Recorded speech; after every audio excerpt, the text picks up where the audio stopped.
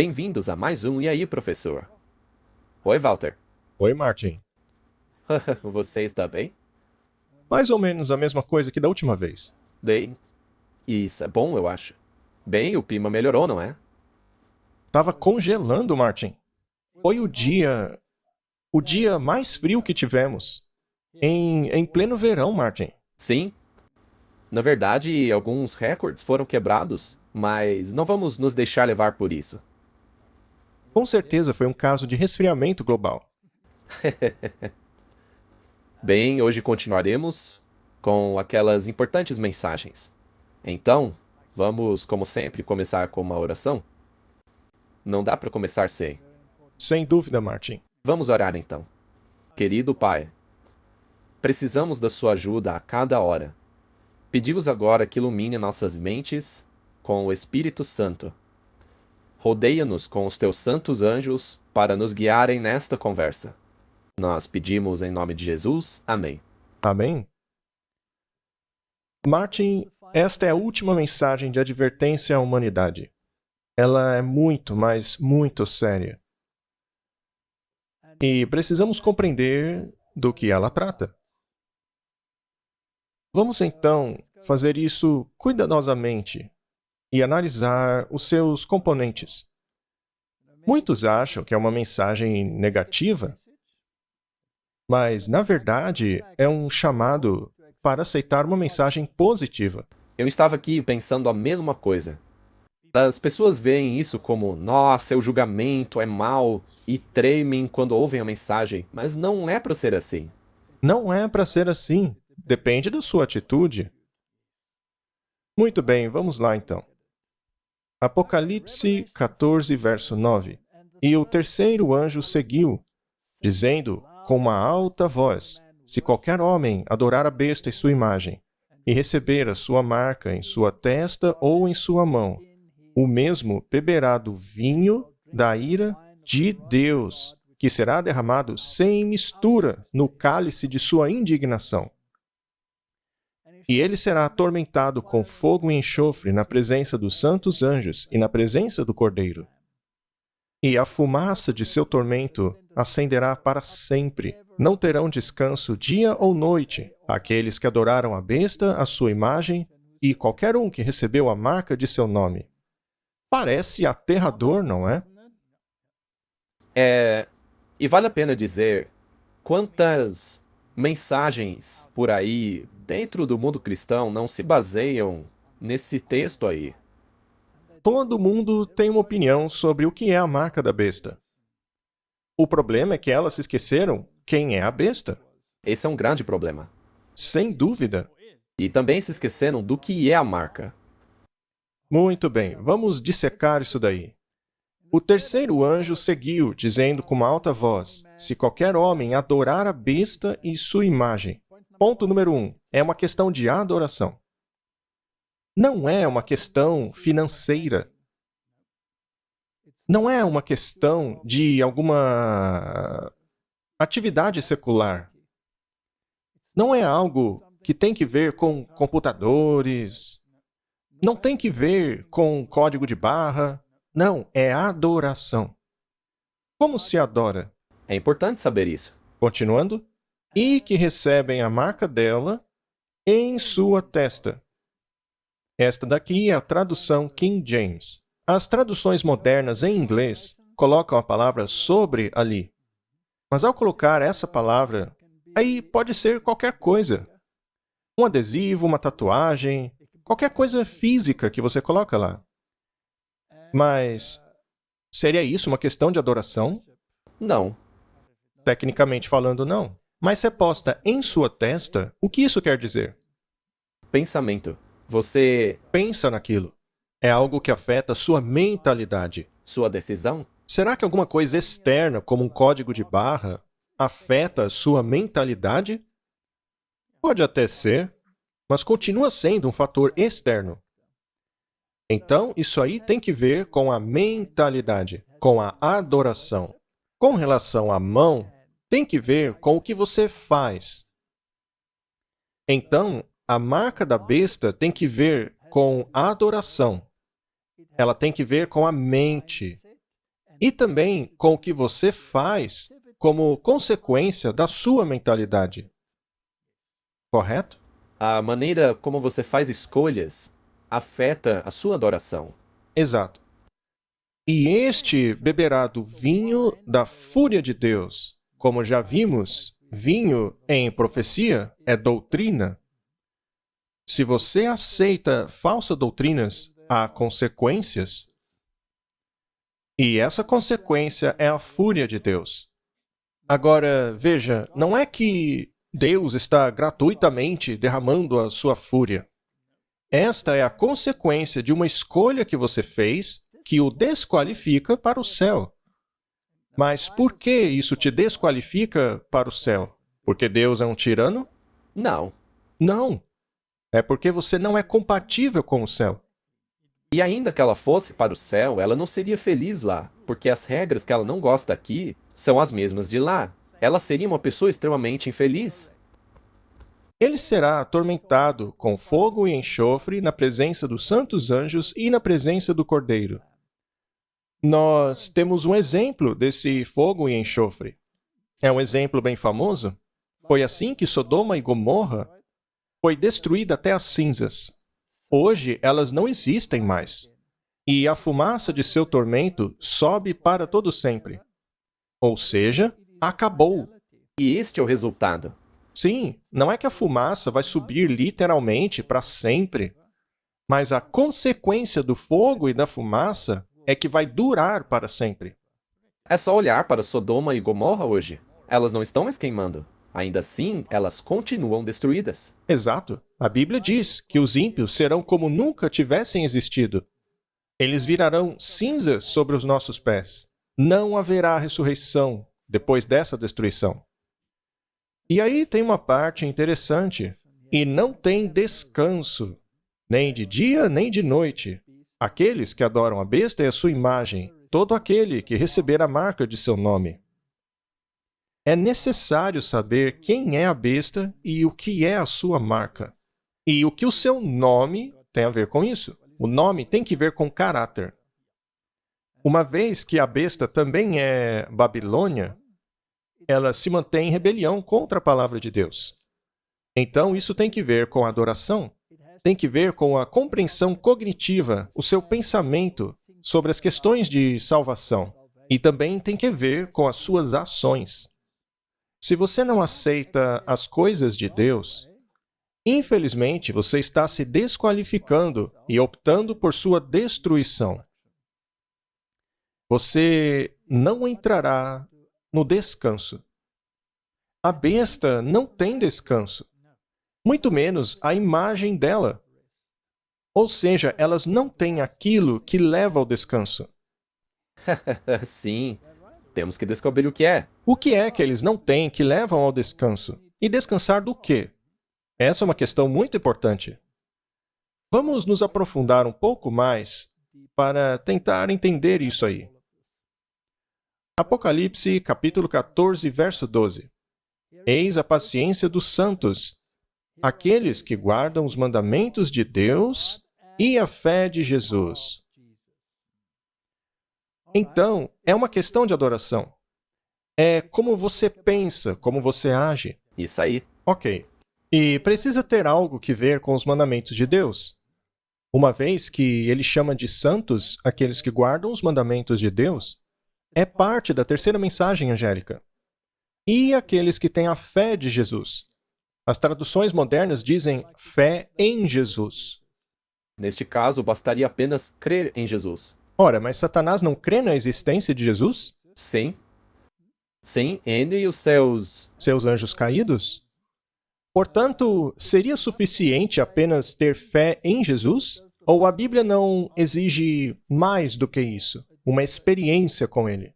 Certamente uma experiência, pois nós temos que viver aquilo que cremos. Então, que fé seria esta daí? Seria a mesma fé de Jesus. Ah, a mesma fé de Jesus. Jesus guardava os mandamentos de seu pai? Sim, Ele guardava, não? sem dúvida.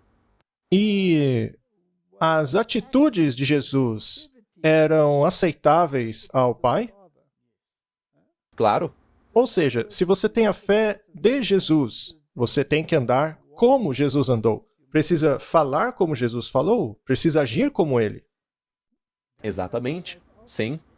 Não basta apenas crer que ele fez coisas boas, pois você mesmo vai fazer o que ele fez. Se você tem a fé de Jesus, então as suas obras serão como as dele. Será o resultado de uma comunhão com ele. Então esse é um detalhe importante, a fé de Jesus. É disso que precisamos. Ele é o nosso exemplo. Nenhum outro ser humano é o nosso exemplo. Todos têm que se espelhar em Jesus. E ouvi uma voz do céu dizendo: escreva, bem-aventurados os mortos que morrem no Senhor daqui para frente. Sim, diz o Espírito, para que descansem de suas labutas, pois suas obras os seguem. Deveríamos ter enfatizado essa frase aqui, Martin. Sim, porque está numa sequência certa. Sim. Então eles descansam de suas labutas. Existe essa questão do descanso. O descanso é uma questão muito importante nas 3 mensagens angélicas. Sim, Precisamos compreender do que se trata esse descanso. E suas obras o seguem. Ou seja, primeiro você descansa. E depois vêm as obras. As obras não conduzem o descanso conduz as obras, não é? Muito bem, essa é a essência das 3 mensagens angélicas. Mas vamos continuar. Vejamos essa questão do descanso, Martin. Salmo 95, verso 10. Durante 40 anos fiquei irado contra aquela geração e disse: eles são um povo de coração ingrato. Não reconheceram os meus caminhos. Por isso jurei na minha ira: jamais entrarão no meu descanso. Toda aquela geração não entrou em Canaã. sim, aquela geração acabou morrendo no deserto. Eles não entraram no descanso. Mas o que é esse descanso? Bem, eles não entraram porque não aceitaram os caminhos do Senhor. É importante aceitarmos os seus caminhos? Muito bem. O livro de Hebreus fala sobre isso. Estejamos falando do Antigo Testamento ou do Novo Testamento, Deus não é um Deus de mudanças. Eu juro pela minha ira que eles não entrarão em meu descanso. E a quem jurou que nunca veriam de entrar em seu descanso, não foi a aqueles que foram desobedientes? Eles rejeitaram os caminhos de Deus. Pois nós, os que cremos, é que entramos naquele descanso. Conforme Deus disse: assim jurei na minha ira, jamais entrarão em meu descanso, embora suas obras estivessem concluídas desde a criação do mundo. Deus criou todas as coisas. Ele mesmo formulou o plano da salvação, porque o plano da salvação foi envisionado antes da queda, certo? Desde a fundação do mundo. Pois em certo lugar ele falou sobre o 7º dia nestas palavras: no 7º dia, Deus descansou de toda a obra que realizou. Vamos fazer outra pergunta agora. O descanso é parte da 3ª mensagem angélica? Sim, Ok. Descanso das obras, certo? Mas isso exclui as obras? não, Porque elas seguem. sim, como lemos? Elas devem seguir. O sábado tem que ver com descanso. Sim, Ele é um símbolo de obra concluída. Neste caso, é a obra física da criação. Ela foi fisicamente concluída.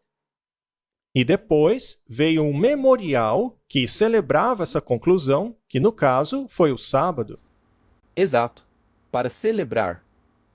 Agora, a obra da recriação da humanidade caída.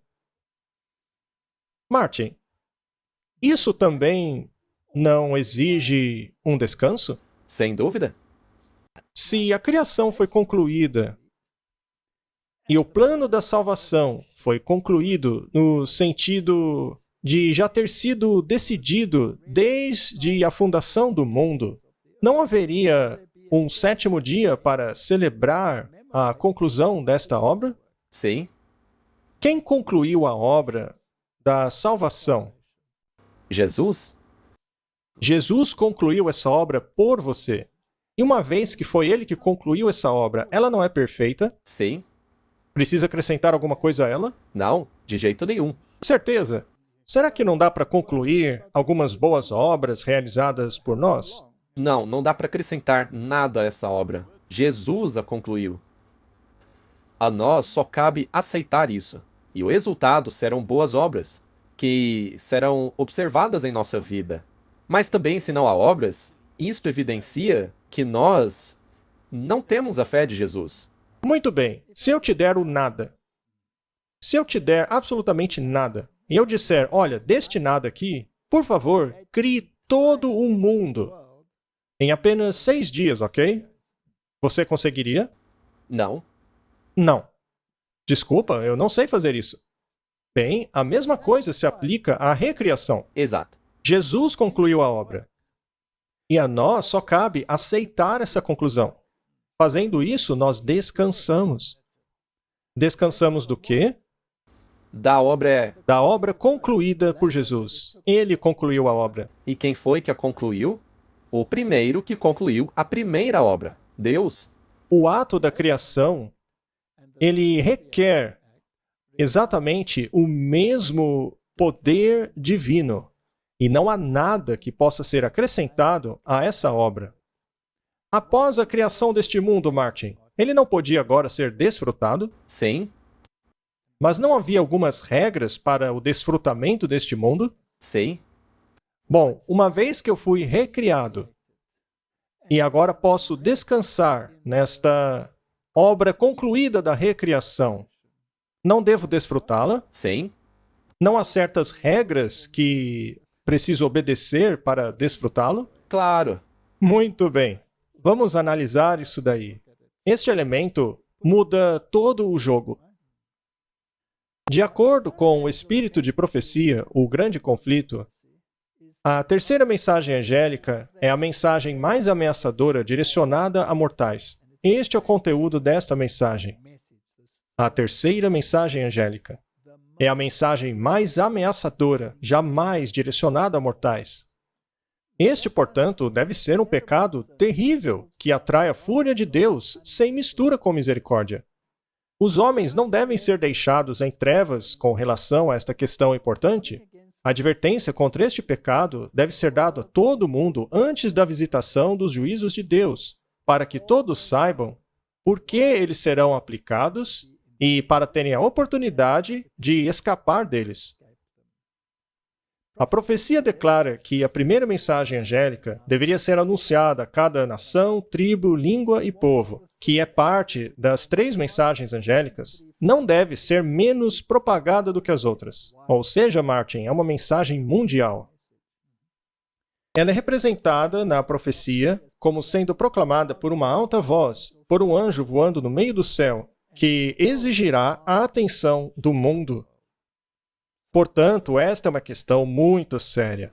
De novo, a questão é que não podemos espalhar uma mensagem defeituosa espalhando apenas as 2 primeiras mensagens. Não, devem ser as 3.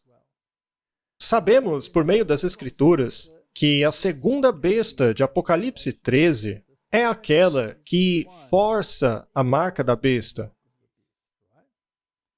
A segunda besta é uma imagem da primeira besta.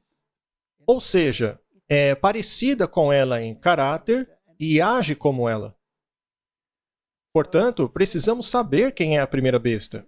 E nós já dissemos quem ela é muitas vezes nesse programa, mas vamos fazê-lo novamente apenas para contextualizar. Mas vamos ler o que a segunda besta fará. Este segundo poder político religioso.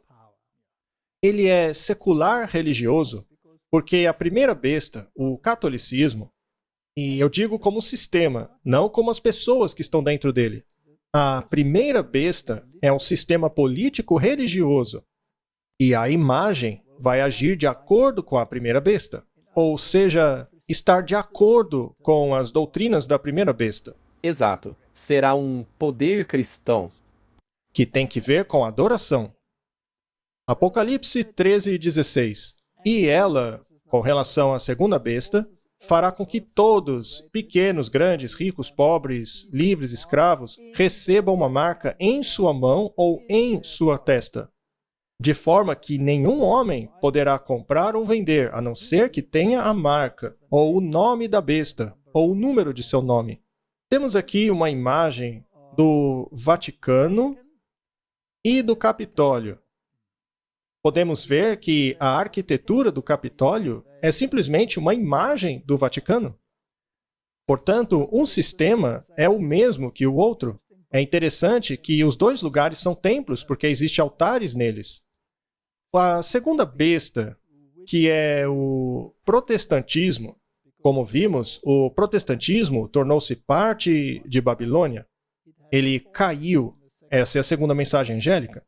Será o protestantismo que fará a legislação que dará honra à primeira besta.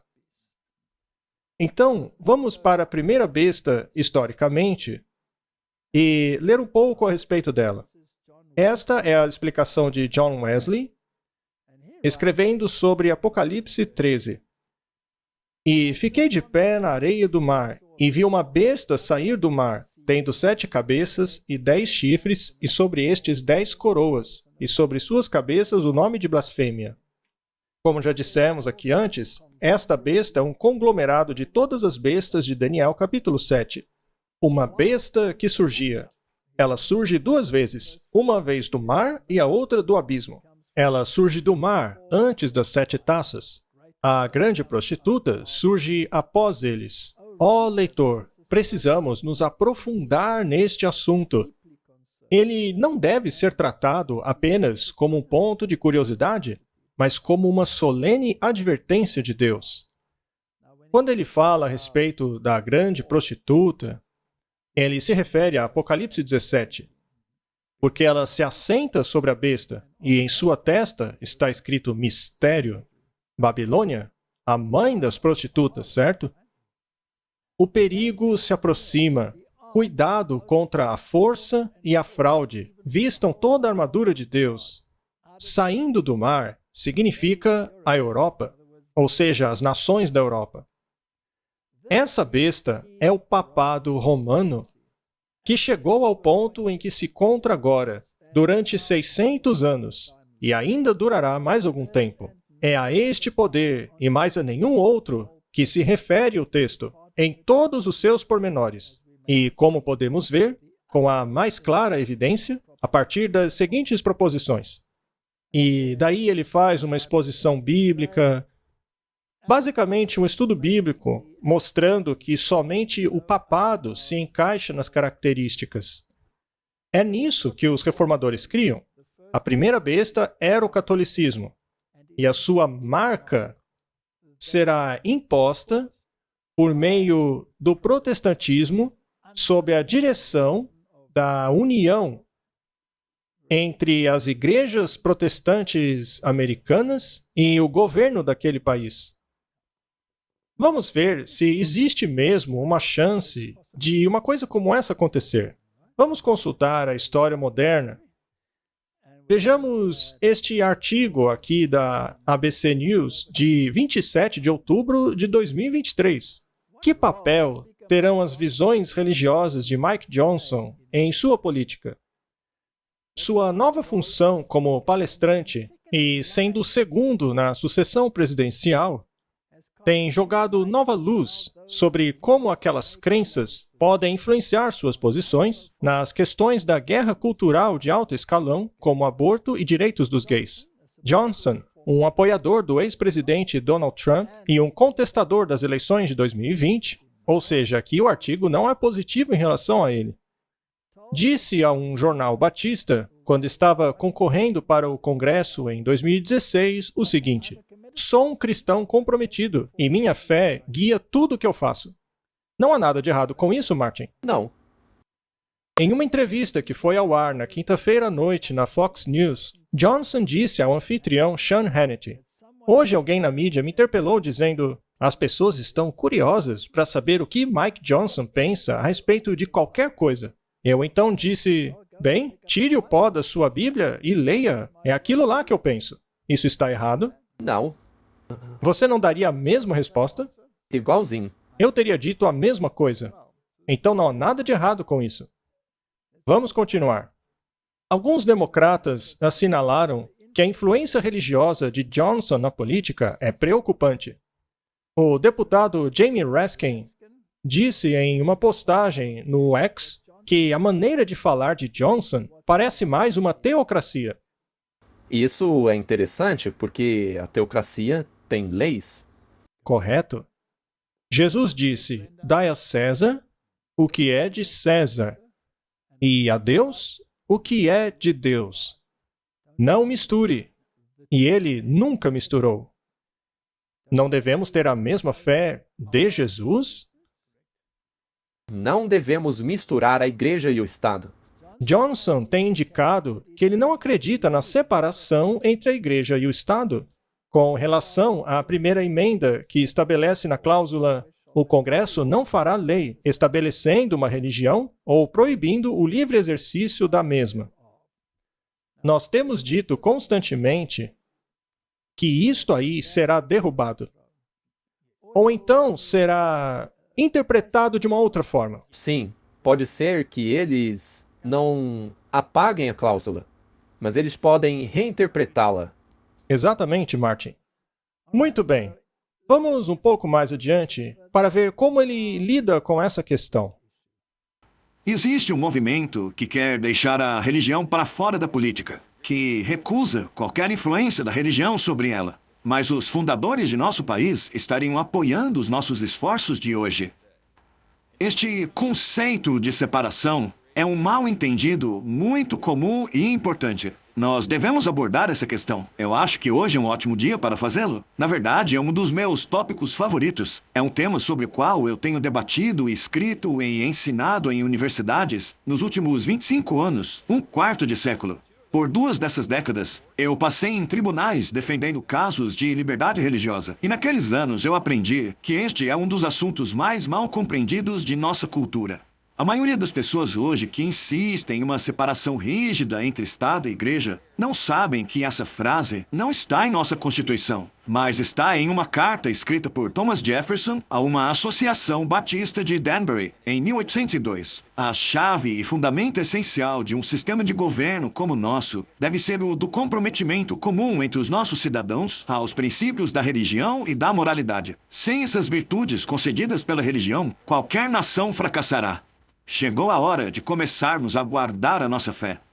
Segundo ele, esta união é algo indispensável. Se queremos ter uma sociedade moral, a Igreja e o Estado devem estar unidos nessas questões. Seria então possível emitir leis que possam parecer bíblicas, mas que na verdade contradizem os valores bíblicos? Eles certamente farão uma coisa dessas. Por exemplo, como já mencionamos aqui, quando Nabucodonosor percebeu que o Deus de Daniel era o Deus verdadeiro, ele emitiu leis. Pareciam boas, mas não eram, porque a igreja e o Estado nunca devem emitir leis juntas. Exato. Mais uma citação. Essa é do Espírito de Profecia. O chamado mundo cristão será o teatro de grandes e decisivas ações. Homens de autoridade emitirão leis que controlam a consciência, seguindo assim o exemplo do papado. A Babilônia fará todas as nações beberem do vinho da fúria da sua fornicação. Todas as nações estarão envolvidas. Essa é uma questão moral. Existe um conflito entre as religiões no momento? Sim, Agora mesmo, não é? com certeza. Não há um conflito de questões morais ou que tem a ver com questões morais dentro do cristianismo? As pessoas já não estão cansadas daquilo que vem? Sim, especialmente os conservadores. Eles não aguentam mais. Tá, se o pêndulo muda de direção e eles decidem estabelecer leis morais, algumas das quais podem sim ser muito boas, mas seria possível que no meio delas não haja algo que negue o plano da salvação de Deus? Isso pode acontecer. Muito bem. Jeremias 18, verso 15 diz: Porque o meu povo se esqueceu de mim. Eles têm queimado incenso a ídolos inúteis e os fazem tropeçar em seus caminhos e nas antigas veredas, para que andem em desvios e em estradas não aterradas. Esta é uma questão muito séria. As pessoas se esqueceram. Pois é. Se você se esquece de algo, quer dizer que já soube daquilo. Significa que você tinha que ter se lembrado daquilo. Eles se esqueceram dos caminhos antigos. Eles decidiram andar por desvios. O protestantismo, eles não tiveram a luz? Os protestantes não tinham uma visão muito clara de quais eram os problemas? Ainda assim, seria possível que os protestantes, por causa da fraternidade, jogasse fora os caminhos antigos? Sem dúvida. No nosso programa A Babilônia Caiu, nós mostramos isso. Ok, temos aqui uma citação do grande conflito. É nesta vida que devemos nos separar do pecado, por meio da fé no sangue redentor de Cristo. Como somos salvos, Martin? Somente pelo sangue redentor de Cristo. Por meio da fé. Fé nisso daí. Muito bem. Nosso precioso Salvador nos convida a unirmos-nos a Ele, a unirmos nossa fraqueza à sua força, nossa ignorância à sua sabedoria, nossa indignidade aos seus méritos. A providência de Deus é a escola pela qual devemos aprender a mansidão e humildade de Jesus. Precisamos da fé de Jesus. O Senhor está constantemente colocando diante de nós não o caminho que nós gostaríamos de seguir, aquele que parece fácil e prazeroso a nós, mas sim os verdadeiros objetivos da vida. Devemos cooperar com os agentes empregados pelo céu na obra de conformar o nosso caráter ao modelo divino. Ou seja, tem que ver com a maneira pela qual pensamos e agimos. Ninguém pode negligenciar ou deferir essa obra sem o risco de perder a sua alma. Portanto, número 1, o plano da salvação está ligado à expiação e o sangue de Cristo. É uma obra que ele concluiu para salvar a humanidade caída. Isaías 53. Por isso eu lhe darei uma porção entre os grandes, e ele dividirá os despojos com os fortes, porquanto ele derramou sua vida até a morte, e foi contado entre os transgressores, pois ele levou o pecado de muitos, e pelos transgressores intercedeu. Martin, há mais de 700 anos antes de Cristo, essa profecia nos diz o que seria a obra do Messias. O que ele faria? Ele carregaria o pecado de muitos e intercederia pelo transgressor. A expiação pagaria o preço de uma lei transgredida. Marcos 15, 28. E as Escrituras foram cumpridas, que dizem: e ele foi contado entre os transgressores. Portanto, o Novo Testamento reconhece que esse texto se refere a Jesus Cristo. Exato, e mostra como a profecia foi cumprida. Agora, é claro que o Talmud aplica isso a outra coisa. O Novo Testamento deixa muito claro com o que estamos lidando. É com uma profecia messiânica. E ponto final. A expiação. A visão protestante era de que Deus, o Pai, exerceu a ira ao derramá-la sobre o seu Filho, que por sua vez morreu por nós. Portanto, o argumento de muitos teólogos era o de que o Pai era o malvadão e de que somente o Filho era digno de ser reverenciado. Quanto ao Pai, devemos odiá-lo. Mas e se tanto o Pai quanto o Filho fizeram esse plano juntos, dizendo: eu sofrerei a penalidade, as consequências de uma lei transgredida? Ou seja, a morte. O salário do pecado é a morte. E isso gera a ira, porque o pecado levou à morte do Filho de Deus. Mas foi uma decisão de ambos, que eles absorveriam, eles mesmos, essa dor e sofrimento para pagar a penalidade. E assim nos salvar. Exato. Mas o catolicismo pensa diferente. Para eles, Deus o Pai possui um amor abnegado. Sendo assim, Jesus não morreu por você e por mim. O sangue dele não teria sido derramado para satisfazer as exigências de uma lei transgredida?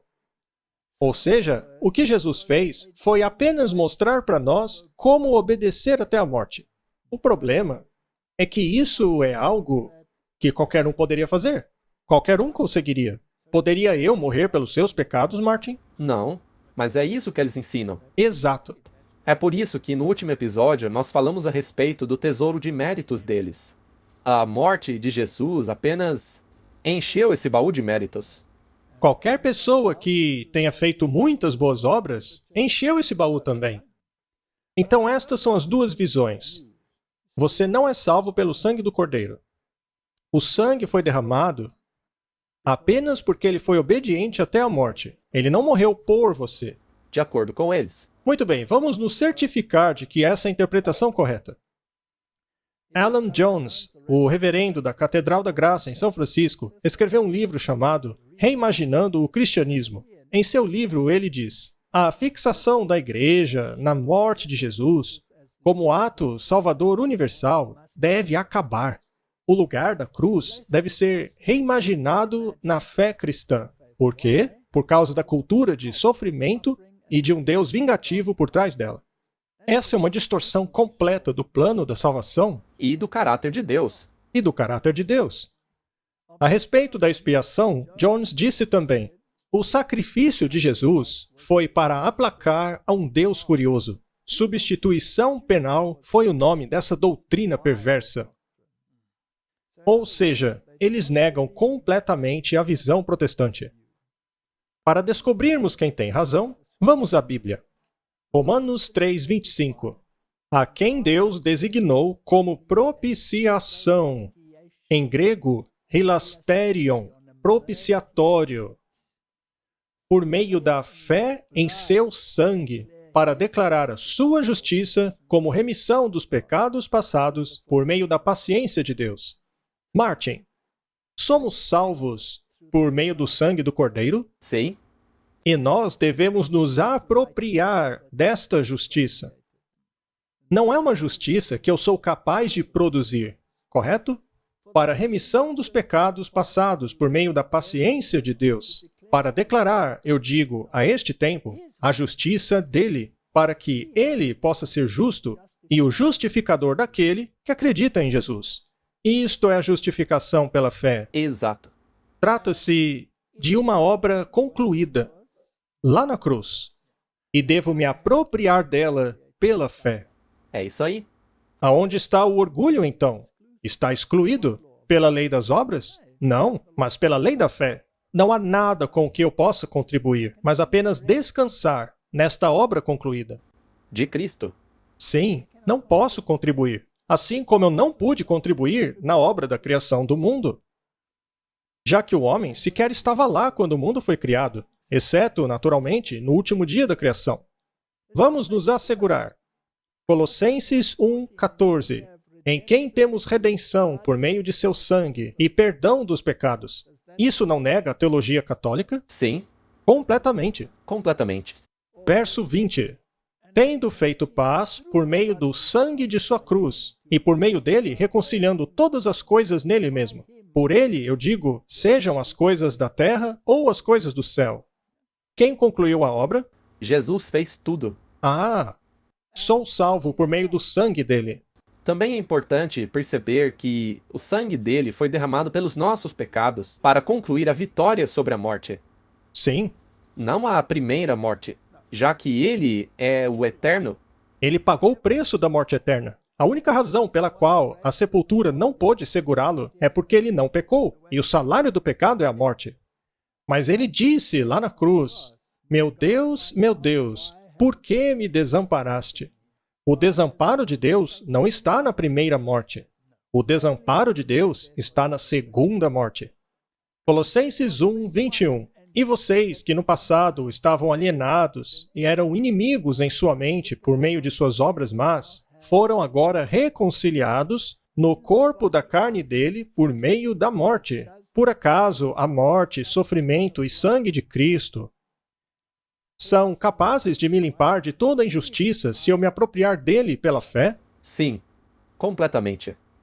para apresentá-los santos e inculpáveis e irreprováveis à sua vista. Então, somos apenas inculpáveis e santos por meio da fé na justiça dele? Por acaso você tem alguma justiça em si mesmo? Não. Não. Ainda bem que você reconhece isso, Martin. E ainda sobre isso está lá em Hebreus. E quase todas as coisas são, pela lei, purificadas por meio do sangue. Sem derramamento de sangue não há remissão. A Bíblia não está em harmonia com a doutrina católica. A doutrina católica se baseia na tradição. É pagã. É babilônica. Você é salvo pelas suas obras. Não se acredita nas coisas que Deus disse. Vamos dar uma olhada no posicionamento protestante. Catequismo de Heidelberg. Como é a sua justiça diante de Deus? Resposta: apenas por meio de uma verdadeira fé em Jesus Cristo. Para que, apesar de a minha consciência me acusar de haver eu transgredido grosseiramente todos os mandamentos de Deus e não ter guardado nenhum deles, e ainda ter a inclinação ao mal, apesar disso, Deus, sem nenhum mérito de minha parte, mas apenas por pura graça, me concede e imputa a mim a satisfação perfeita, a justiça e santidade de Cristo. É como se eu nunca tivesse cometido nenhum pecado. É como se eu tivesse praticado toda aquela obediência que Cristo conquistou para mim. Sendo assim, eu abraço este benefício por meio de um coração crente. Este é o posicionamento da Reforma. Este é o posicionamento bíblico. Em outras palavras, se você não aceita isso, então não há descanso na obra concluída. Você não pode descansar nas obras concluídas porque você ainda está ocupado tentando se salvar. Pois é. Muito bem. Vamos para uma citação de Atos dos Apóstolos. Com grande clareza e poder, o apóstolo apresentou a doutrina da justificação pela fé em Cristo.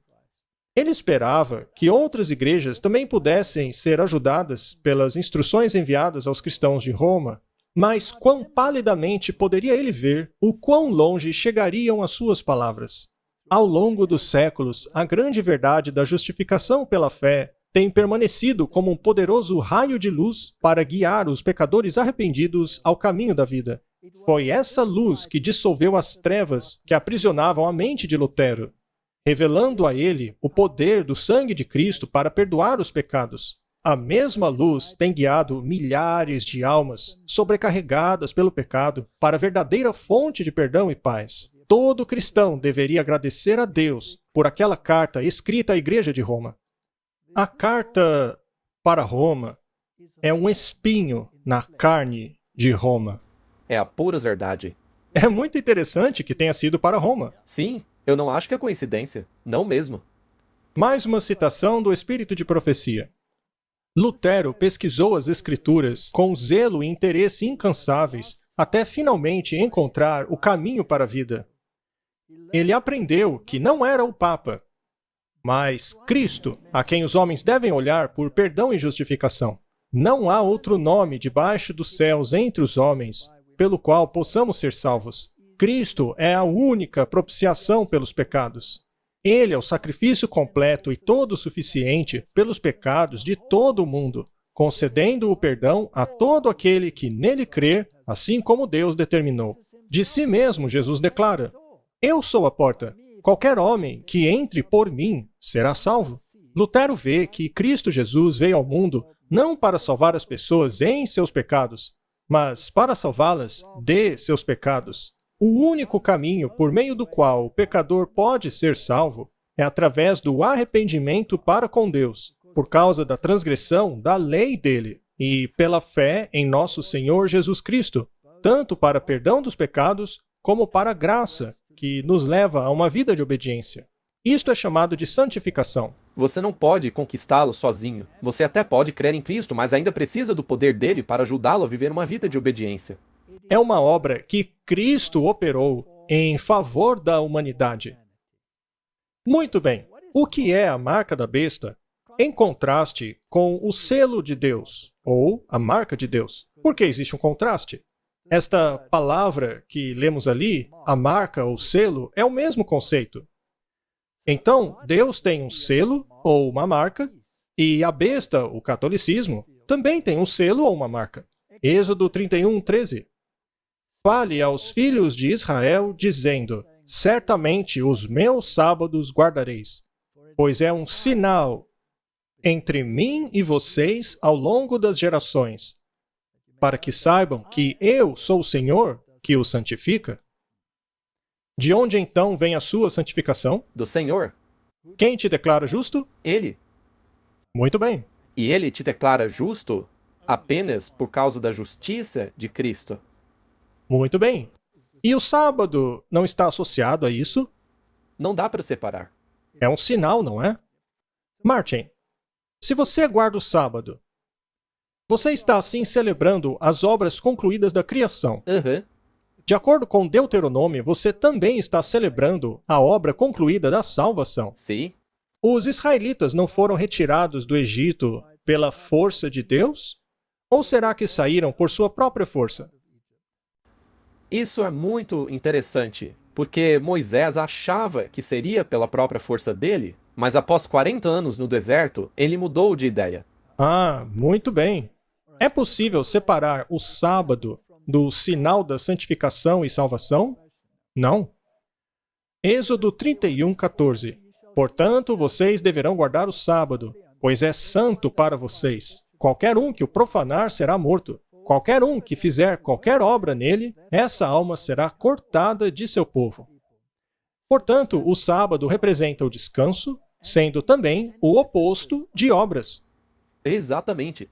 É curioso que sejamos acusados de ter uma religião baseada em obras, não é? Dizem que somos legalistas. Legalistas. Mas, Martin, se o sábado significa descanso, o que ele tem a ver com obras? Na verdade, se ele significasse obras, nós morreríamos. Sim, porque aí não estaríamos guardando o sábado de acordo com seu significado.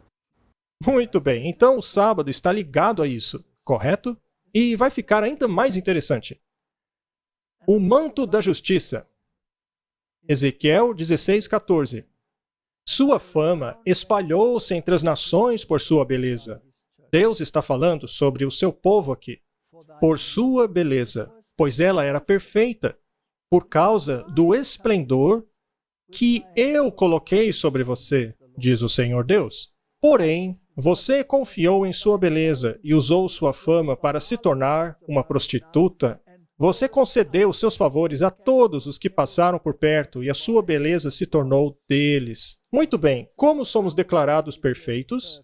Por meio de Deus. Por causa dele. Sim, por causa da obra dele. Por causa dele.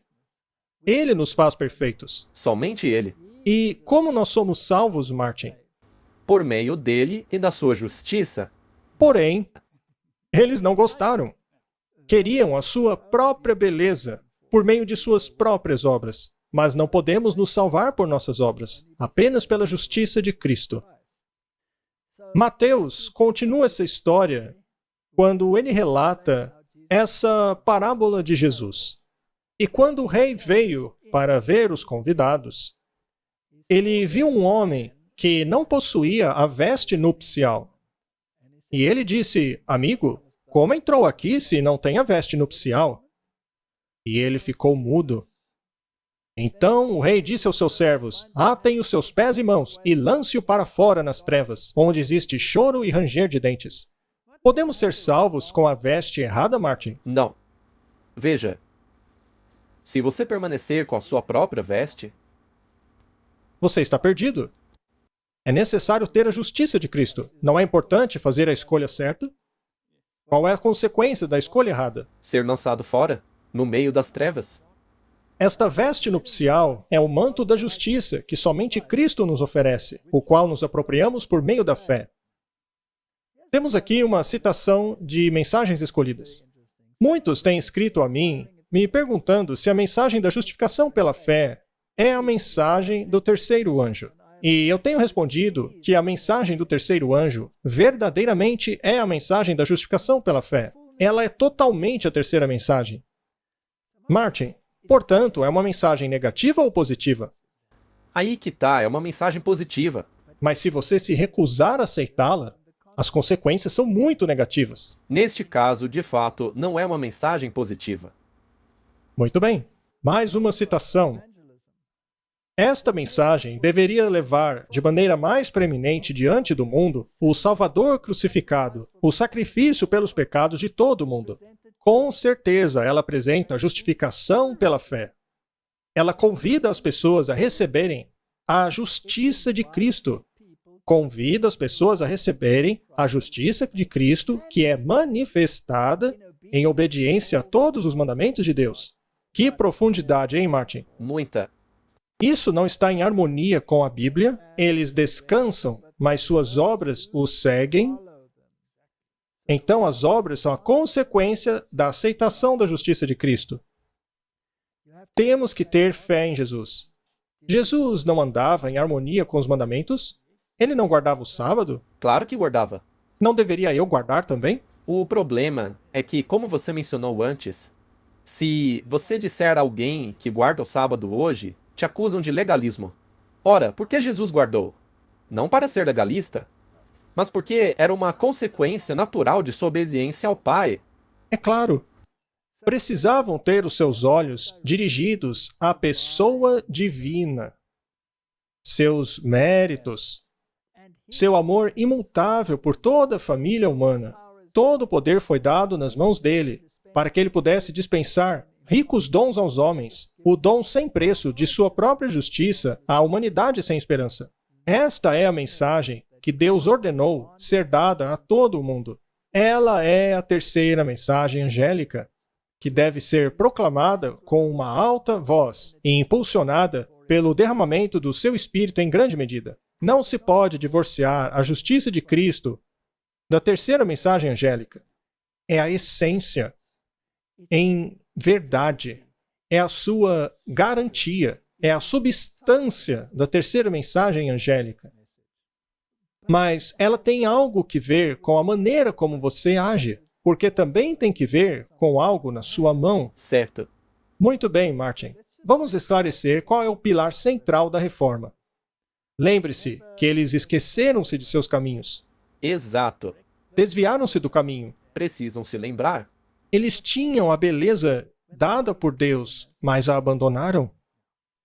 De acordo com Martinho Lutero, conforme a sua doutrina da justificação pela fé, nada nela pode ser rendido ou submetido. Não se pode abrir mão de nada concernente a esta doutrina, pois é o coração do Evangelho. Se a questão da justificação pela fé for perdida, toda a doutrina cristã está perdida ao mesmo tempo. Esta doutrina, a da justificação, é a cabeça e pedra angular. Ela sozinha nutre, constrói, preserva e defende a Igreja de Deus. Sem ela, a Igreja de Deus não pode existir nem por uma hora. Se a questão da justificação cair, todo o resto também cai. A Babilônia Caiu. caiu? Caiu. É interessante que ele repita isso aqui outra vez, não é? É fascinante como tudo se encaixa.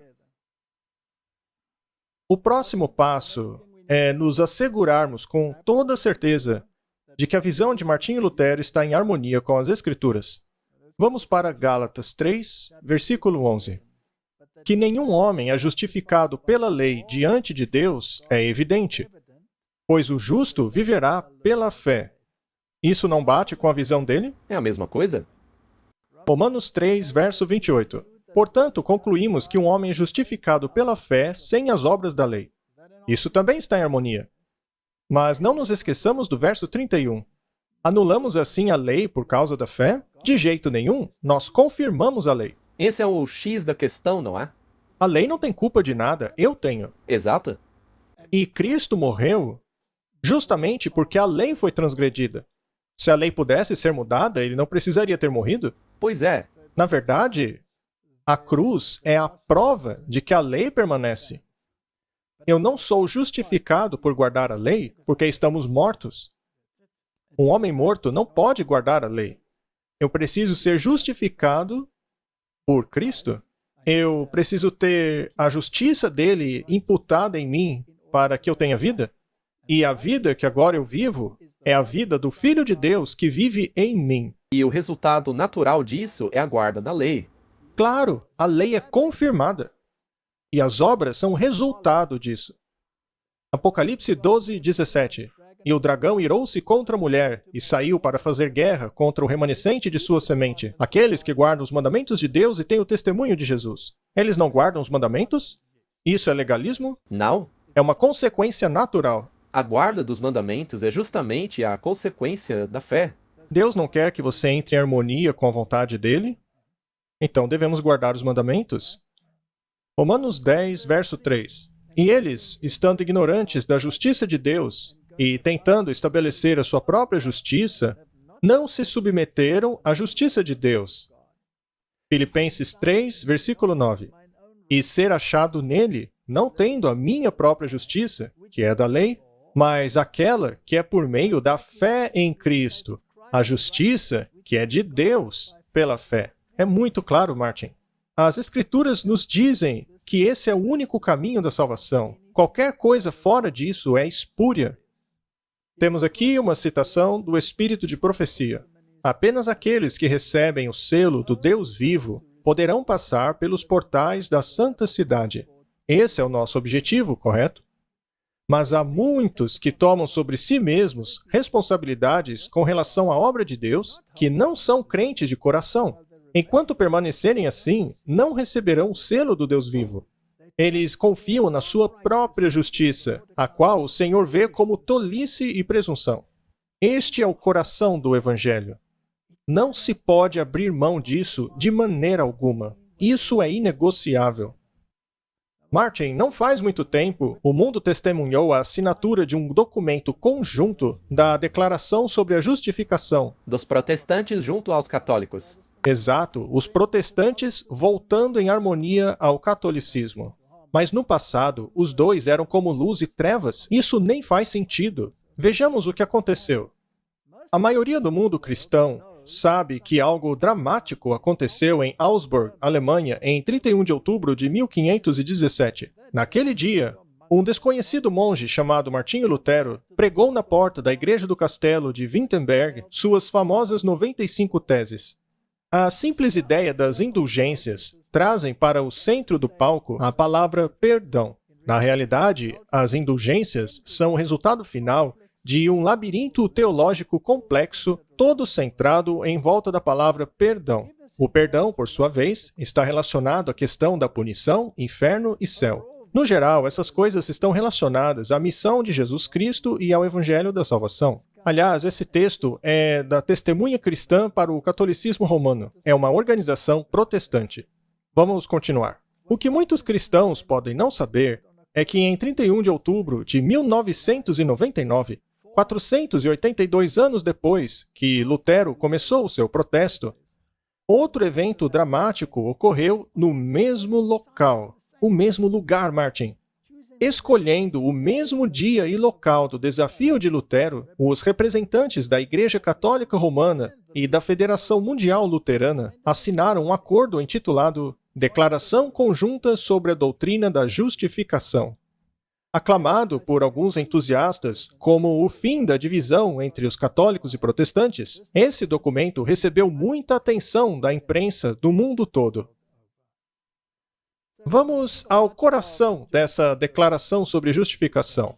Ela diz o seguinte: juntos confessamos, é somente pela graça, pela fé na obra salvífica de Cristo, e não por causa de nenhum mérito de nossa parte, que somos aceitos por Deus e recebemos o Santo Espírito, que renova os nossos corações enquanto nos equipa e nos chama para boas obras. Alguns pontos aqui merecem atenção. Apenas pela graça não é a mesma coisa que apenas pela fé. Mais uma nota: não por causa de algum mérito de nossa parte, não exclui o mérito produzido pelo Espírito de Deus. Nota: recebendo o Espírito Santo não é definido. Roma acredita que o Espírito Santo desce nas águas do batismo infantil, sendo impresso em confirmação. Já os cristãos não acreditam. Vamos analisar isso daí, Martin. Pela graça apenas, pela fé nas obras salvíficas de Cristo, não é a mesma coisa que pela fé apenas no seu sangue expiatório. É muito diferente. Isso tem que ver com o tal tesouro de méritos. Sim. Veja, eu posso ser gracioso e te oferecer a minha graça, mas eu não posso fazer expiação por você, apenas te oferecer a minha graça. Portanto, essa declaração não passa de blá blá blá. Ao invés de apenas pela graça, deveria estar escrito apenas pela fé no sangue salvífico de Cristo. Mas está escrito na obra salvífica de Cristo. Ora, isso é doutrina católica. E continua dizendo, não é por causa de nosso mérito que somos aceitos por Deus e recebemos o Espírito Santo, que renova nossos corações enquanto nos equipa e nos chama para boas obras. Ora, isso não é justificação, é santificação. Portanto, para começo de conversa, isso não é uma declaração sobre justificação. É apenas uma reescrita para, aparentemente, agradar os protestantes. Mas, no fundo, é pura doutrina católica. Ao assinar esse documento, os protestantes não estão apenas fazendo uma concessão, mas estão se vendendo completamente. O que disse Tony Palmer, com o aparente consentimento total do Papa Francisco? Ele disse, nós, ou seja, os protestantes que assinaram a declaração conjunta, não estamos mais protestando a doutrina da salvação da Igreja Católica. Nós agora pregamos o mesmo evangelho. A palavra está ali, gente. Ora, mas a palavra é graça e não fé.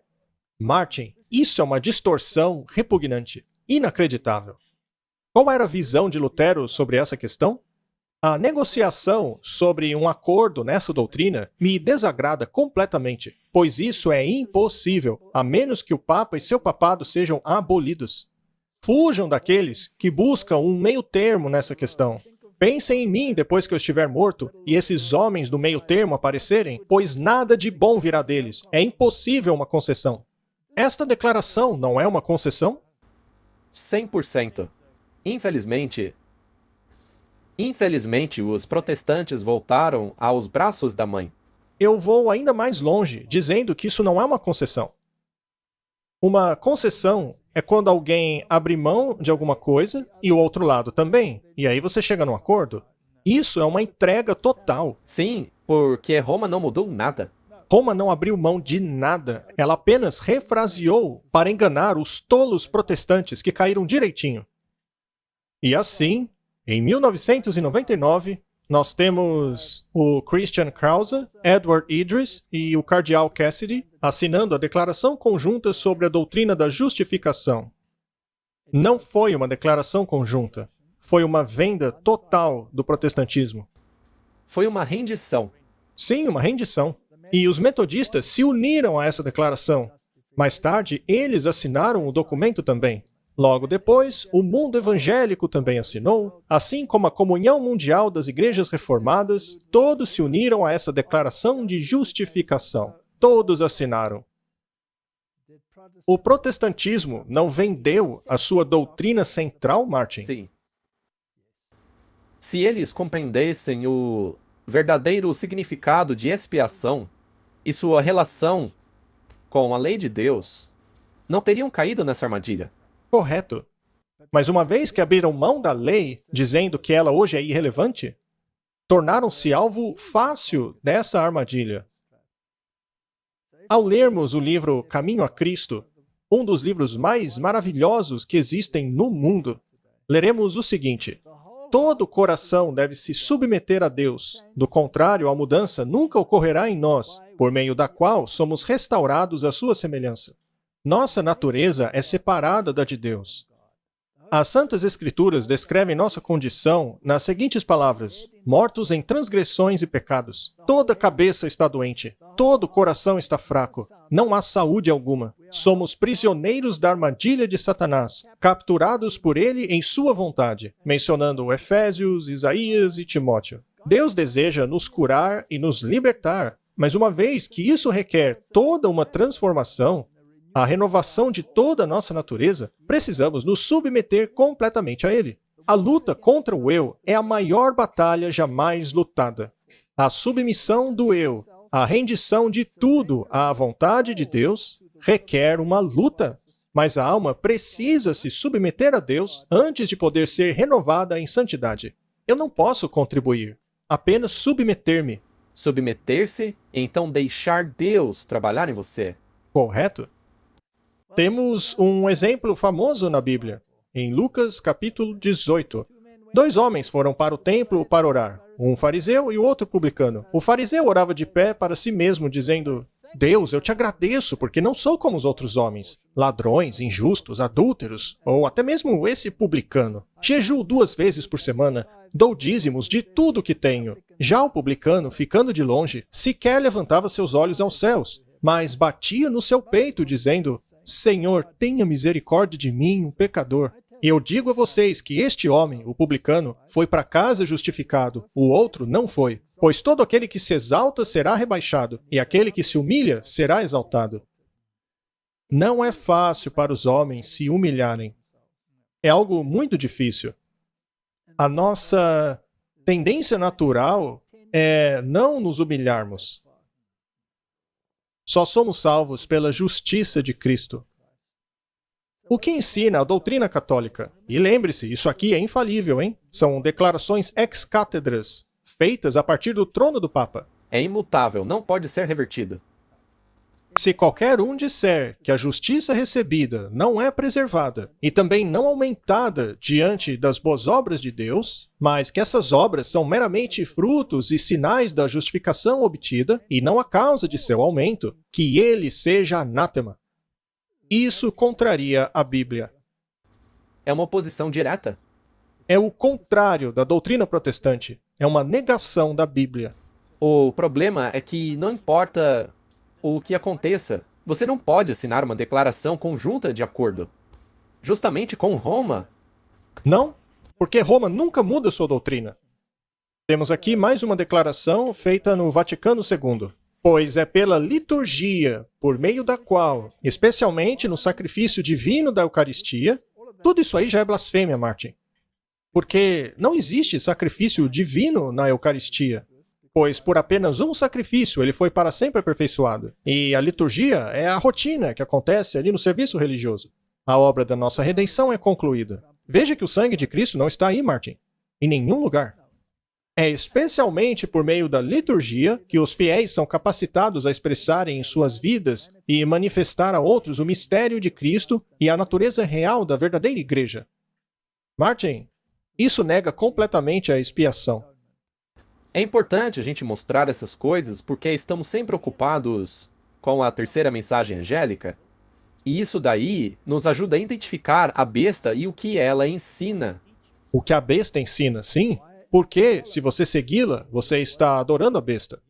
E porque, se você segui-la, você estará perdido. E receberá a marca dela. Sim. Temos mais uma citação magnífica aqui dos Sinais dos Tempos. Todos que decidiram servirem a Deus procurarão saber e fazer a vontade dele, custe o que custar. O verdadeiro servo de Deus será manifestado por sua voluntária obediência a todos os mandamentos de seu mestre. Se me amais, guarde os meus mandamentos. Do contrário, você é um mentiroso e a verdade não está em você. É simples. Eles não murmurarão, procurando encontrar alguma falha na lei, mas declararão, por palavra e ação, este é o amor de Deus, que guardem os mandamentos dele, e os mandamentos dele não são pesados. Ao obedecerem à lei, estarão fazendo aquilo que é agradável à vista do céu, e todas as promessas da palavra de Deus são concedidas para apoiar os fiéis e obedientes. Podem ter esperança em sua misericórdia, construir em seus conselhos imutáveis, obter ânimo para os seus corações, porque sua vontade está colocada ao lado da vontade de Deus. É o seu alimento fazer a vontade de Deus e concluir a obra dele. Os portais da cidade eterna se abrirão para a nação que guardou a verdade. Os servos de Deus comerão da árvore da vida e aproveitarão as riquezas inescrutáveis da eternidade. O homem disse a Jesus: "O que eu tenho que fazer para herdar a vida eterna?" A resposta foi: guarde os mandamentos. E aqui temos mais um componente da terceira mensagem angélica. Devemos olhar para esse componente com uma perspectiva bíblica também. Esta é uma citação do Espírito de Profecia. A obra médico-missionária é a mão e o braço direito da terceira mensagem angélica que deve ser proclamada a um mundo caído. Médicos, administradores e trabalhadores de qualquer linha, agindo fielmente em seu papel, estão fazendo a obra da mensagem. A partir deles, o som da verdade irá a toda nação, língua, tribo e povo. Nesta obra, cabe aos anjos celestiais uma parte. Eles despertam alegria espiritual e melodia nos corações daqueles que foram libertados do sofrimento, e alegria e ações de graça a Deus surgem de muitos corações que receberam a preciosa verdade. Martin, a obra médico-missionária, curar o corpo, é parte da mensagem. Sim, pois a partir dela vem a cura da mente. O Senhor Jesus é o nosso exemplo. Ele veio ao mundo como um servo da humanidade. Ele foi de cidade a cidade, vila a vila, ensinando o evangelho do reino e curando os doentes. Cristo gastou mais tempo curando do que ensinando. Isso é parte da mensagem. Vamos falar mais sobre isso depois. Vejamos o selo de autoridade. Afinal, nós seremos selados, correto? É o que diz a Bíblia, e isto é claro. Este selamento é o nosso passaporte para o céu. Mas o passaporte para o céu é o manto da justiça. Este é o seno. Então o selo e o manto da justiça devem estar em harmonia um com o outro, correto? Vamos dar uma olhada no selo de autoridade. Encontramos em Êxodo 20, bem no meio dos 10 mandamentos. E é a respeito do mandamento do sábado. Lembra-te do sábado para santificá-lo. 6 dias trabalharás e farás toda a tua obra. Mas o 7º é o sábado do Senhor teu Deus. Nele não trabalharás, nem tu, nem teu filho, nem tua filha, nem teu servo, nem tua serva, nem o teu gado, nem o estranho que habita em tua casa. O mandamento é bastante claro. Temos que descansar no dia do sábado. Mas por quê? Porque em 6 dias o Senhor fez o céu e a terra, o mar e tudo que há neles. E descansou no 7º dia. Portanto, o Senhor abençoou o dia do sábado e o santificou. Esse mandamento dá autoridade a todo o decálogo. Por quê? Porque ele nos revela quem é que deu os mandamentos. É o Senhor, Jeová, é o nome de Deus. Ele fez. Esse é o título dele. Ele é o Criador. E a sua jurisdição é o céu e a terra. Assim como qualquer selo presidencial, por exemplo, dos Estados Unidos, possuem esses componentes. Para emitir uma lei, a autoridade precisa dizer eu, ou seja, o nome, seja lá qual for, e então o seu título como presidente, e depois o território, Estados Unidos da América, ou qualquer outra nação. É o mesmo processo. Portanto, o selo dá autoridade à lei. Sem o mandamento do sábado, qualquer pessoa poderia ter emitido esses mandamentos. Exatamente. Qualquer um poderia. E o mandamento diz, lembre-se. E hoje vemos que o mundo esqueceu o mandamento. Correto? Mas uma constatação. Isaías 58. Se desviares o teu pé do sábado, de fazer o teu prazer no meu santo dia, se chamares ao sábado prazeroso, o santo dia do Senhor, honrado, e a ele honrar, não seguindo seus próprios caminhos, nem procurando seu próprio prazer ou falando suas próprias palavras, então achareis prazer no Senhor, e farei com que cavalgues nas alturas da terra, e se alimente da herança de Jacó, o seu pai, pois a boca do Senhor assim o disse. Veja que o sábado está ligado à herança de Jacó, que é a vida eterna. Também os filhos dos estrangeiros que se unirem ao Senhor para servi-lo, e amarem o nome do Senhor para serem seus servos, e que guardem o sábado, não o profanando. Isso é só para os judeus, Martin? Não, é para o mundo todo. E se apegar à minha aliança, até mesmo eles trarei ao meu santo monte, e os alegrarei na minha casa de oração. O sábado é para todas as nações, não é só para os judeus. É para a raça humana. Correto. E devemos chamá-lo de prazeroso. Porque estamos descansando. Descansando em uma obra concluída. O plano da salvação. O profeta Isaías aponta para a ordenança que foi esquecida. Repararás as fundações de muitas gerações. Vocês serão chamados de os reparadores de brechas. Esta profecia também se aplica ao nosso tempo. A brecha foi feita na lei de Deus quando o sábado foi mudado pelo poder romano. Mas chegou a hora de restaurar esta instituição divina. A brecha deve ser reparada. A fundação de muitas gerações precisa ser levantada. A lei de Deus foi danificada Sim, na parte que tem que ver com o descanso, que tem que ver com a maneira pela qual somos salvos. Justificação ou não. é isso mesmo. E esse dano é justamente a razão pela qual os protestantes assinaram aquele documento. Já que a lei foi danificada, não quiseram guardá-la toda e acabaram assinando aquele documento. Eles se venderam. Deuteronômio 6:6. E essas palavras que vos ordeno hoje devem estar em seu coração. Aqui ele está falando da lei de Deus. Devem ensiná-las diligentemente às suas crianças. Devem falar sobre elas quando estiverem sentados em sua casa, ao caminharem pelo caminho, quando se deitarem, quando se levantarem. Devem atá-las como um sinal na sua mão e serão como sinais entre os teus olhos. Onde deve estar a lei de Deus? Na região onde você toma decisões. E você deve agir conforme ela. Se ela estiver aqui, suas ações vão naturalmente corresponder. Veja o que diz aqui. Devem atá-las como sinal às suas mãos e serão como sinais entre os teus olhos. Não existe ou. Não tem esse negócio de aceitar a lei apenas na sua cabeça. Pois é, precisamos agir como pensamos. Tem que ser os dois. Temos que acreditar e fazer de acordo. Mais um texto. Êxodo 13, verso 9. E será como um sinal na sua mão e como um memorial entre os seus olhos, para que a lei do Senhor esteja em tua boca, já que com forte mão o Senhor o tirou para fora do Egito. Ele está falando sobre redenção aqui. Portanto, a lei tem que estar na mente e nas nossas mãos. E a contrafação disso é a marca da besta. Para ele, tanto faz se está só na mão ou só na mente. Se você também crê na besta, beleza. Mas se apenas fizer o que ela manda, tá ótimo também. Tanto faz. E se você crê, mas não faz, para ela também tá bom. Nós já mostramos essa imagem antes.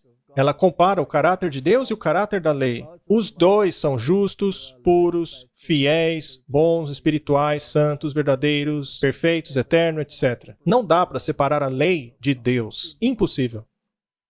Deuteronômio 28, verso 9. O Senhor estabelecerá para si um povo santo, assim como ele jurou a você, se você guardar os mandamentos do Senhor teu Deus e andar em seus caminhos. Isso aqui é uma condição? Sim. Salmo 119. Afastem-se de mim, vocês que praticam a iniquidade, pois eu guardo os mandamentos do meu Deus. Isso é o Antigo Testamento, Martin? Será que mudou? Não. Mas eles dizem que o Novo Testamento aboliu tudo isso aí.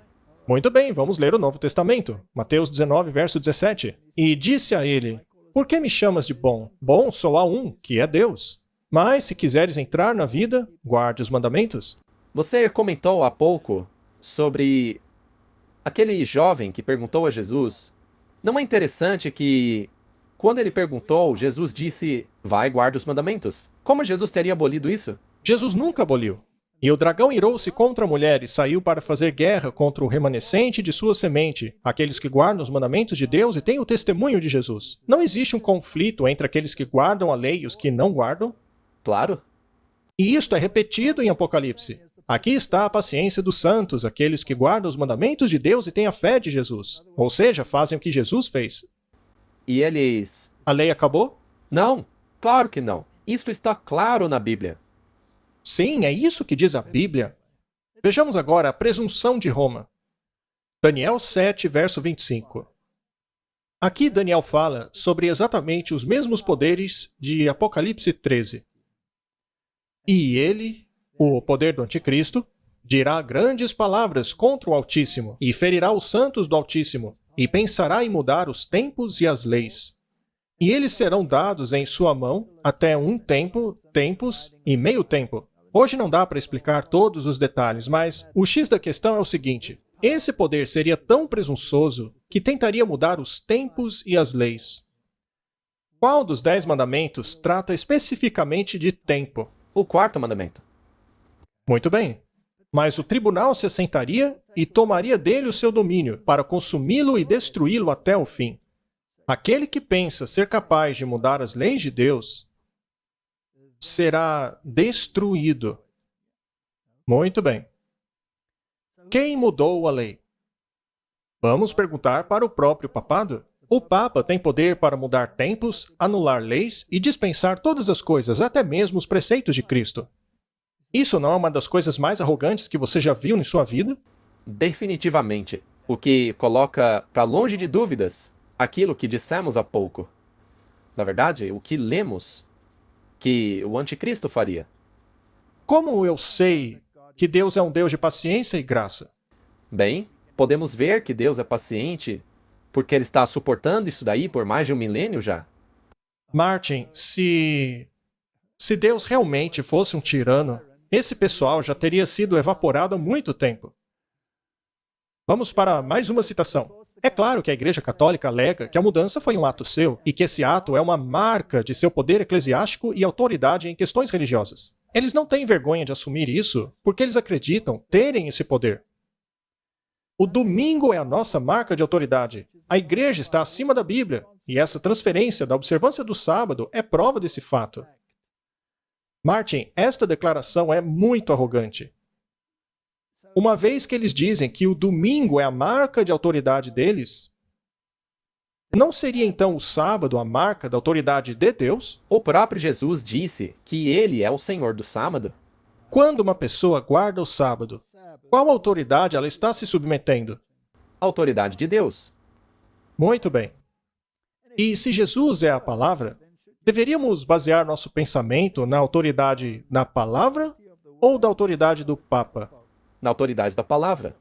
Sola Escritura? Sim. Muito bem. Eles mesmos chamam domingo de marca. E eles são a besta.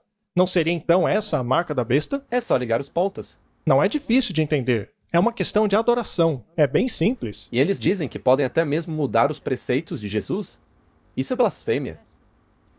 Muito bem, mais uma citação, dessa vez do Catecismo Católico. A voz do Papa é a voz da razão. Ele está acima da lei, podendo transformar o errado em certo, ao corrigir e mudar as leis. Ele até mesmo afirma que pode mudar o que Jesus disse. Qual é o dia do sábado? O sábado é o dia do sábado. Por que guardamos o domingo ao invés do sábado?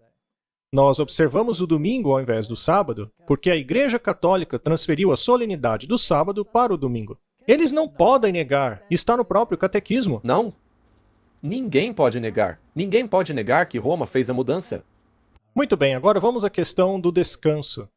Não o Criador do universo em Gênesis 2, 1 a 3, mas é a Igreja Católica que pode reclamar para si a honra de ter concedido ao homem uma pausa de seu trabalho a cada 7 dias. Isso já revela por que eles fizeram a mudança. Aham, porque eles querem ser aqueles que te dão descanso das suas obras. Mas eles não querem aceitar a justiça de Cristo. Eles a rejeitaram. A razão e o senso comum exigem a aceitação de uma ou outra dessas alternativas, ou o protestantismo e a guarda do Santo Sábado, ou o catolicismo e a guarda do Santo Domingo. Qualquer concessão é impossível. Agora vemos por que eles assinaram uma declaração conjunta. Porque não foram eles que abriram mão. A concessão veio dos protestantes, pois esses já abriram mão do verdadeiro sábado. E uma vez que você compromete uma das leis de Deus, as outras seguem o mesmo exemplo. Muito bem. Então, quando os batistas do 7º dia guardam o sábado, é porque eles não abrem a mão do 4º mandamento de Deus. Quando os adventistas do 7º dia guardam o sábado, eles também não estão abrindo mão dos mandamentos. E aqui, a Igreja Católica diz que qualquer concessão é impossível. Ou você guarda o sábado, seguindo a Bíblia, ou você guarda o domingo, obedecendo à Igreja Católica. Então, o dia não é a questão. Não. É a autoridade por trás do dia. Sim. Qual autoridade você está escolhendo? A quem você está adorando? E como você demonstra essa adoração? A Aliança pelo Dia do Senhor, que é uma organização protestante, diz claramente que o domingo é a marca da unidade cristã. É por isso... É a marca da besta. Sim, e esse é um ponto de contenda, o dia do Senhor. Mas na Bíblia você vê facilmente que é o sábado, que é o dia do Senhor. A Bíblia diz isso. Jesus é o Senhor do sábado. Não se pode fazer do domingo o dia do Senhor. Isaías diz claramente que o sábado é o dia do Senhor. Os registros católicos dizem que o domingo foi fundado não nas Escrituras, mas na tradição e é distintamente uma instituição católica. O Novo Testamento não faz menção explícita que os apóstolos mudaram o dia de adoração, mas nós sabemos isso pela tradição. Este é o Catequismo Novo Revisado de Baltimore. Jesus disse: "Vocês me adoram em vão, porque ensinam como doutrinas mandamentos de homens. Vocês colocam de lado os mandamentos de Deus e se apegam à tradição de homens, como a lavagem de copos e vasilhas, assim como muitas outras coisas parecidas que vocês fazem." Poderíamos acrescentar aqui, guardar um dia diferente? Por causa da tradição. Por causa da tradição. Assim você me adora em vão. Não é uma questão de adoração? Muito bem. Mais uma citação. O primeiro mandamento da Igreja, a observância do domingo e de seus dias santos. Veja, eles dizem que este é o mandamento mais importante deles. No primeiro mandamento da Igreja, a solene observância dos santos dias é obrigatória a todos nós. Existem 7 festivais do Nosso Senhor, 5 de Nossa Senhora e 3 dos santos. Na instrução da Igreja Católica está assim: teria a Igreja Católica poder para fazer qualquer alteração nos mandamentos de Deus? A resposta é: ao invés do 7º dia e outros festivais apontados na antiga lei, a Igreja prescreveu os domingos e dias santos para serem separados para a adoração de Deus. E agora temos a obrigação de guardar estes como consequência ao mandamento de Deus, ao invés do antigo sábado. Com que direito? Do deles? Isso não é presunção? Claro. Mas a profundeza da questão é que o sábado representa o descanso. O que representa que você descansa nas obras concluídas de Cristo, que você se apropriou da justiça de Cristo.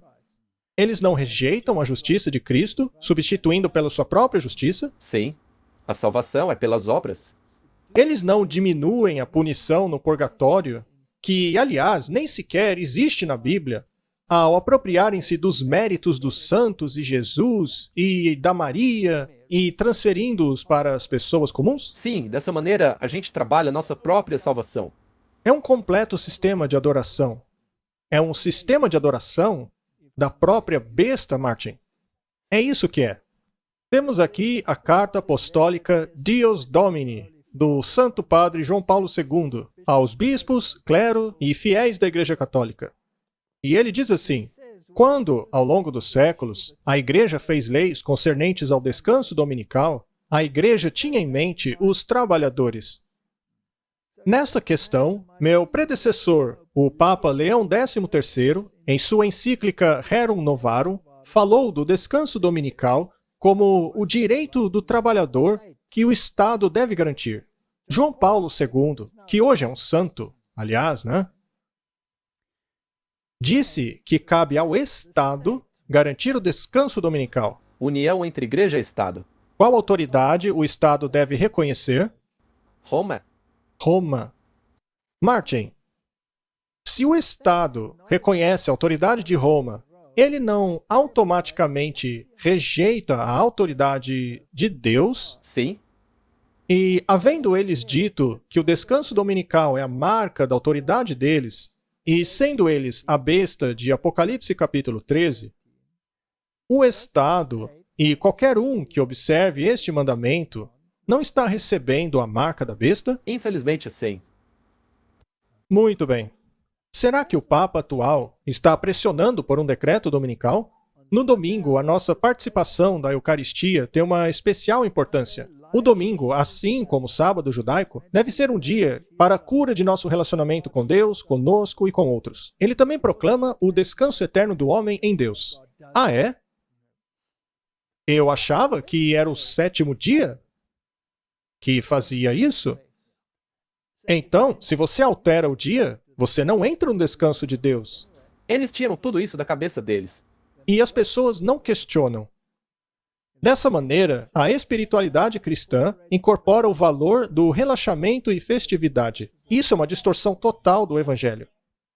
O direito de desconectar e a necessidade para um dia comum de descanso europeu.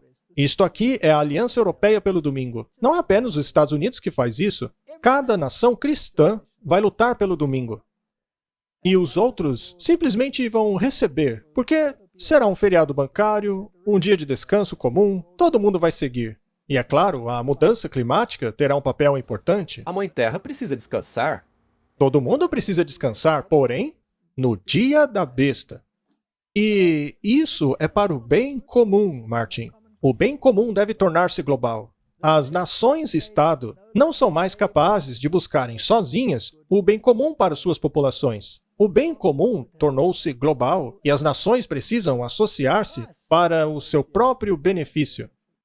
Será que alguém vai escapar? Não, se você for contra, você vai ter uma grande encrenca. Grande encrenca. Vamos tentar resumir então. A marca da besta é o domingo, segundo ela mesma. Não porque a gente está dizendo. A marca da besta é um plano da salvação que nega a expiação. Ela nega o manto da justiça de Cristo. Portanto, é um manto que você mesmo costurou. Dá para entrar no céu com essa roupa aí? Não. Será que é importante não termos a marca da besta? É a última grande advertência para nós. E isso está relacionado a uma coisa simples, um dia. Se eu decidir guardar um dia que é contrário ao dia estabelecido pelo papado, eu não apenas estou me apropriando do dia, mas de todo o pacote que vai dentro dele. Ou seja, o descanso na obra da salvação completada por Cristo na cruz. Sou salvo pelo sangue do Cordeiro. E qualquer boa ação é o resultado do que ele está fazendo em mim. Isso é santificação. Vamos concluir examinando a tipologia da libertação. A grande libertação que ocorreu em tipo. Como isso afeta o antitipo? E depois, Moisés e Arão foram ao faraó, dizendo: Assim diz o Senhor de Israel, deixe meu povo ir, para que façam uma festa para mim no deserto. E o faraó disse: Quem é o Senhor para que obedeça sua voz e deixe Israel ir? Eu não conheço o Senhor e nem vou deixar Israel ir. Aqui temos dois poderes. Um que reconhece o Senhor e o outro que não o reconhece. E que rejeita os caminhos dele. E que quer colocar os seus próprios preceitos? Muito bem. E o rei do Egito disse a eles: Por que vocês, Moisés e Arão, deixaram o povo parar de trabalhar? Pois voltem às suas cargas. E o faraó disse: Eis que o povo da terra é muito grande, e você, Moisés, faz com que eles descansem, Shabat, de suas cargas. Êxodo 5, 4, 5. Aqui, Faraó está reclamando é que Moisés estava fazendo o povo guardar o sábado. Você não vai guardar o sábado. Vou aumentar o seu trabalho. Vocês vão fazer tijolos e vão ter que colher a própria palha para ter certeza de que vão trabalhar no sábado. Isso é uma lei anti-sábado. Exatamente. Agora, qual foi a resposta de Deus para essa lei anti-sábado? As pragas?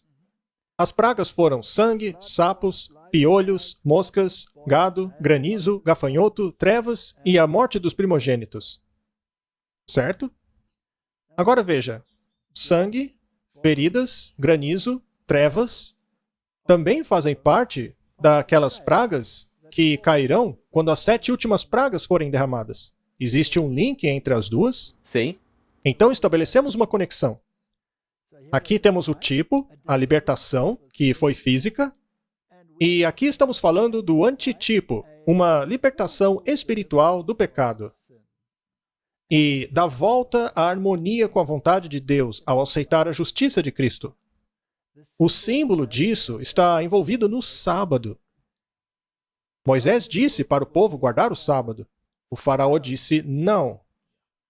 Salmo 105, verso 43, 45. E ele levou adiante o seu povo com alegria, o seu escolhido com felicidade, e deu a eles a terra dos gentios. Eles herdaram o trabalho do povo, para que pudessem observar os seus estatutos e guardar as suas leis. Louvado seja o Senhor.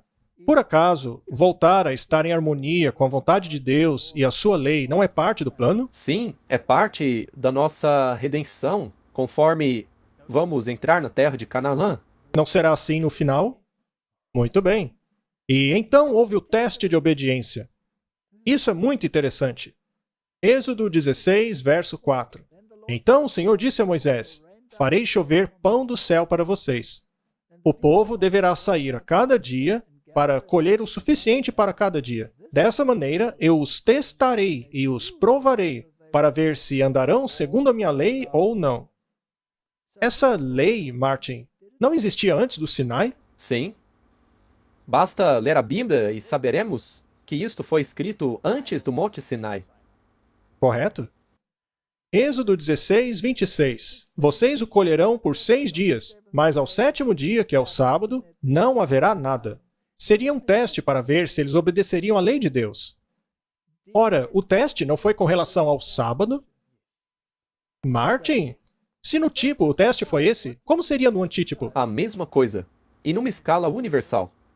Muito bem, outra pergunta. O teste envolvia comida, estilo de vida. Eles receberam o maná, o pão. Deus não enviou carne para eles. Será que eles ficaram felizes com isso? Não, eles murmuraram. Eles murmuraram. Então, o estilo de vida não está associado ao processo de obediência ao Senhor? Sim. Toda a questão da redenção. Não estava associado à nação que guardava o sábado? Portanto, a nação que guardava o sábado não tinha um componente de saúde associado à obediência? Não foi Deus que disse: se vocês me obedecerem, nenhuma das doenças dos egípcios cairão sobre vocês? Ele não disse isso? Como se pode, então, separar a obra médico-missionária, a mensagem da saúde, da marca da besta? Não. Como já mencionamos, o braço direito dessa mensagem tem que ir adiante. Então, é todo um pacote. E o sábado foi escolhido especialmente como o teste, para ver se as pessoas andarão na lei ou não. E também será assim no fim, não será? O tipo nunca se desconecta do antítipo. Certamente será o mesmo teste no fim. Muito bem, então vamos resumir tudo, Martin. Será que o sábado é apenas uma questão de dia ou tem a ver com todo o pacote da salvação? Contudo, é uma questão de adoração. A autoridade da sua vida. Tudo. Muito bem. Isso é crucial. E é um teste. Não houve um teste no Jardim do Éden? A alimentação não estava envolvida? Será que não haverá um teste no fim que também envolva dieta? Martin, isso é fascinante. A Bíblia é um documento completo. Deus nos mostrou em tipo, na palavra escrita, como também seria no fim. E aqui estamos nós. Então precisamos aprender, nos lembrar do que aconteceu no passado. Muito bem. Agora, o mundo chegou num ponto onde essa questão da alimentação tornou-se muito preeminente na mídia, com relação ao que é saudável e ao que não é. A questão de comer carne não tornou-se preeminente? Eles incluíram isso até mesmo na questão da mudança climática. As pessoas podem fazer uma escolha, não é mesmo? Êxodo 16, verso 29. Vejam que o Senhor deu a vocês o sábado. Portanto, no 6º dia, ele lhes dá pão para 2 dias. Que cada homem permaneça em seu lugar. Que nenhum homem saia de seu lugar no 7º dia. Era tão estrito que, se você fizesse isso, tinha pena de morte. A fúria de Deus e a pena de morte não está associada à decisão final também?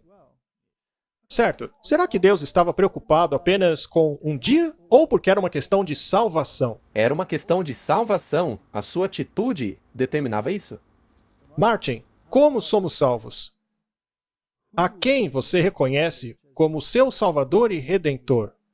Seria um sistema mundial baseado em obras? Ou é pela doutrina bíblica da salvação pela fé apenas? Essa é a questão que temos aqui. As últimas pragas serão derramadas. São 7 cálices da ira de Deus. Apocalipse 16, verso 1. E ouvi uma grande voz do templo dizendo aos 7 anjos: Vão e derramem as taças da fúria de Deus sobre a terra.